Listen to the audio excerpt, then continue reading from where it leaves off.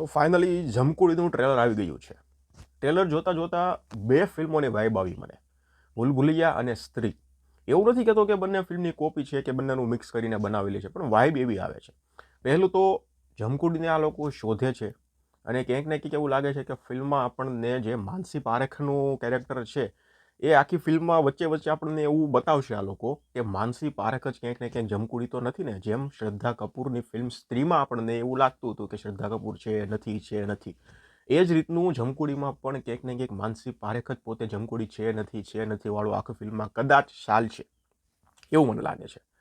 એટલે એ વાઇબ સ્ત્રીવાળી પણ આવી અને ભૂલ ભુલૈયાવાળી પણ. રાજમહેલ છે અને પછી પેલું તાળું તૂટ્યું એટલે જમકુડી બહાર આવી ને એવું બધું હશે, એવું બધું લાગ્યું. એટલે ટ્રેલર જોઈને મને કંઈક ને કંઈક એવું લાગ્યું કે આ બંને ફિલ્મોની વાઇબ તો આવે છે. તો અત્યારે ટ્રેલર આવ્યું છે, મજા આવી જોવાની. આખું ટ્રેલર છે ને ઓવરઓલ ઇમ્પ્રેસ કરે છે.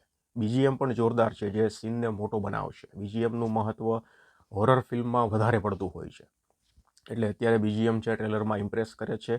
પ્લસ પ્રોડક્શન વેલ્યુ પણ ફિલ્મની અત્યારે સારી લાગે છે. ચલો એ બધું તો ઠીક છે, પણ જે હોરર એલિમેન્ટ બતાવીએ છે ને ફિલ્મમાં, જે ટ્રેલરમાં 2-3 એ પણ ચીપ નથી લાગતા.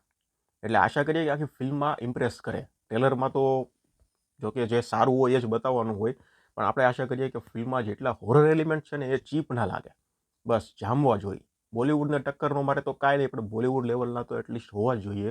બાકી કેવું થાય ખબર, આપણે ટીવી સિરિયલ જોતા હોય કે નહીં, એમાં જે હોરર એલિમેન્ટ હોય તમને ખબર જ છે, પછી એ ટાઈપના થઈ જાય. એટલે ટ્રેલરમાં તો અત્યારે એવા નથી લાગતા, ઇમ્પ્રેસ કરે છે. એટલે હોરર એલિમેન્ટ સ્પેશિયલી ખૂબ સારા છે. પ્લસ કોમેડીનો તડકો પણ છે, એટલે હોરર પ્લસ કોમેડીનો તડકો જ છે. અને જે કોમેડી પણ ટ્રેલરમાં છે એ પણ આમ સારી હોય ને એવું લાગે છે. કોમેડી પંચીસ આના કરતાં વધારે ફિલ્મમાં સારા હશે તો વધારે મજા આવશે. એટલે ઠીકઠાક છે અત્યારે ટ્રેલરમાં જે કોમેડી પંચ, કોમેડી લાઈનો સંભળાય છે. તો ઓવરઓલ બધાની એક્ટિંગ પણ સારી લાગે છે અને 100% ટ્રેલર અત્યારે ઇમ્પ્રેસ કરે છે. કંઈક નવું થોડું વધારે પડતું છે, વધારે પડતું એટલે બોલિવૂડમાં તો આ ટાઈપનું હતું જ. ગુજરાતીમાં ટ્રાય કરી છે નવું કરવાની, અને આશા કરીએ કે આ લોકો સફળ થાય. 31 તારીખે આ ટ્રેલર આવે છે, તો 31 તારીખે આ ફિલ્મ આવે છે, તો બસ લાગી જવાનું છે.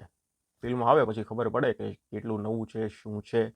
તમને ટ્રેલર કેવું લાગ્યું મને કમેન્ટ સેક્શનમાં જણાવી દો. ધન્યવાદ.